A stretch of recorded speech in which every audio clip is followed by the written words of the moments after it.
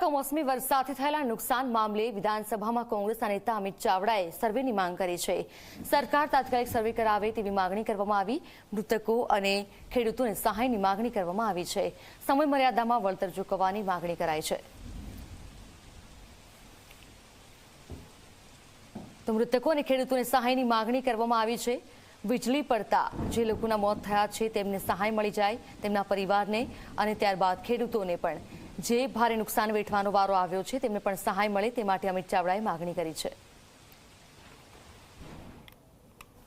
રાજ્યમાં અનેક તાલુકાઓમાં ભારે પવન સાથે કમોસમી વરસાદ થયો।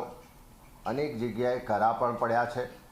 વીજળી પડવાથી જાનહાનિ પણ થઈ છે। અને એવા સંજોગોમાં ખેડૂતોની હાલત પડ્યા પર પાટું સમાન થઈ છે।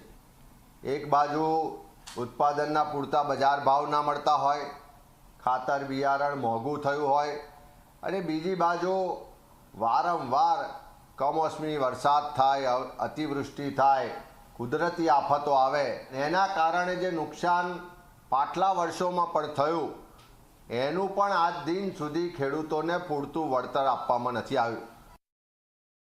સરકાર પાસે અમારી માગણી છે કે તાત્કાલિક સર્વે કરવામાં આવે।